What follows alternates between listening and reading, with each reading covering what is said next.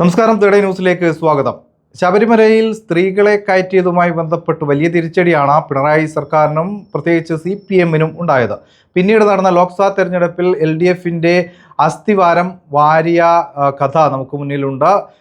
UDF വലിയ മുന്നേറ്റം നടത്തി, വലിയ തിരിച്ചടി LDF-ന് നേരിടേണ്ടി വന്നു. പ്രധാനമായും ശബരിമല പ്രതിഷേധം, ശബരിമലയിൽ സ്ത്രീകളെ കയറ്റിയതുമായി ബന്ധപ്പെട്ട പ്രതിഷേധത്തിന്റെ ഭാഗമായിട്ടാണ് തങ്ങൾക്ക് തിരിച്ചടി ഉണ്ടായതെന്ന് തിരിച്ചറിഞ്ഞ CPM പിന്നീട് ഇതുമായി ബന്ധപ്പെട്ട ബോധവൽക്കരണവും വിശദീകരണവും ഒക്കെ പറഞ്ഞുകൊണ്ട് വീടുകൾ കയറി ഇറങ്ങിയത് നമ്മൾ കണ്ടതാണ്. പക്ഷേ ഇപ്പോൾ ഈ പിണറായി സർക്കാരിനും പ്രത്യേകിച്ച് CPM-നും അയ്യപ്പ ഭക്തരോട് അല്ലെങ്കിൽ അയ്യപ്പനോട് വലിയ സ്നേഹമാണ് എന്നാണ് തോന്നുന്നത്. ഇതിൻ്റെ ഭാഗമായിട്ടാണ് ദേവസ്വം ബോർഡ് തന്നെ, തിരുവിതാംകൂർ ദേവസ്വം ബോർഡിനെ മുൻകൈ എടുത്തുകൊണ്ട് ഒരു ആഗോള അയ്യപ്പ സംഗമം സംഘടിപ്പിക്കുന്നത്.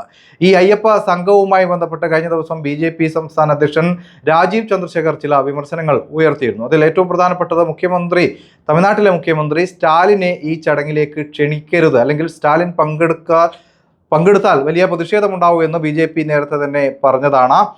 ഇപ്പോഴിതാ സ്റ്റാലിൻ ഈ ചടങ്ങിൽ പങ്കെടുക്കില്ല എന്നാണ് നമുക്ക് മനസ്സിലാക്കാൻ സാധിക്കുന്നത്. നേരത്തെ സ്റ്റാലിൻ്റെ മകൻ ഉദയനിധി സ്റ്റാലിൻ ചില പരാമർശങ്ങൾ നടത്തിയിരുന്നു. അത് സനാതന ധർമ്മവുമായി ബന്ധപ്പെട്ടാണ്. സനാതന ധർമ്മം എന്ന് പറയുന്നത് ഡെങ്കി പോലെ അല്ലെങ്കിൽ അത്തരത്തിൽ ഒരു മലേറിയ പോലെ ഒരു വൈറസ് ആണ്, ഇത് ഇല്ലാതാക്കണമെന്നാണ് അദ്ദേഹം പറഞ്ഞത്. സനാതന ധർമ്മത്തിൻ്റെ ഏറ്റവും ഉത്തമമായ മാതൃകയാണ് ശബരിമല എന്നതാണ് നമുക്ക് മനസ്സിലാക്കാൻ സാധിക്കുന്നത്. അതുകൊണ്ട് തന്നെ ശബരിമലയിലെ അയ്യപ്പ സംഗമത്തിൽ സ്റ്റാലിൻ പങ്കെടുക്കുന്നതിനോട് വലിയ പ്രതിഷേധം, പങ്കെടുത്താൽ തന്നെ വലിയ പ്രതിഷേധം BJP-യുടെ ഭാഗത്ത് നിന്ന് ഉയരും എന്നത് അറിഞ്ഞുകൊണ്ട് സ്റ്റാലിൻ ഒഴിവായതാണോ, അല്ലെങ്കിൽ ഇവിടെ നമ്മുടെ സംസ്ഥാന സർക്കാരിൻ്റെ ഭാഗത്തു നിന്നും അങ്ങനെ ആ രീതിയിലുള്ള സമ്മർദ്ദം ഉണ്ടായോ എന്ന കാര്യത്തിൽ തർക്കങ്ങളുണ്ടെങ്കിൽ പോലും എന്തായാലും ഇപ്പോൾ സ്റ്റാലിൻ പങ്കെടുക്കുന്നില്ല. പകരം അവിടുത്തെ ദേവസ്വം മന്ത്രിയും IT വകുപ്പ് മന്ത്രിയുമാണ് പങ്കെടുക്കുന്നത്. മറ്റ് ദക്ഷിണേന്ത്യൻ സംസ്ഥാനങ്ങളിലെ മിക്ക മന്ത്രിമാരും ഈ ചടങ്ങിൽ പങ്കെടുക്കുന്നുണ്ട്. മറ്റ്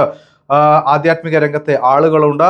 എന്തായാലും ഈ ഒരു തെരഞ്ഞെടുപ്പിന് മുന്നിൽ കണ്ടുകൊണ്ട്, നിയമസഭാ തെരഞ്ഞെടുപ്പ് ലക്ഷ്യം വെച്ചുകൊണ്ട് അയ്യപ്പ ഭക്ത സംഗമം സംഘടിപ്പിച്ചുകൊണ്ട് പരമാവധി ഹൈന്ദവ വോട്ടുകൾ ഏകീകരിക്കുകയാണ് പിണറായി വിജയന്റെ അല്ലെങ്കിൽ പിണറായി സർക്കാരിൻ്റെ പ്രത്യേകിച്ച് CPM-ന്റെ ലക്ഷ്യമെന്നാണ് രാഷ്ട്രീയ എതിരാളികൾ ആരോപിക്കുന്നത്.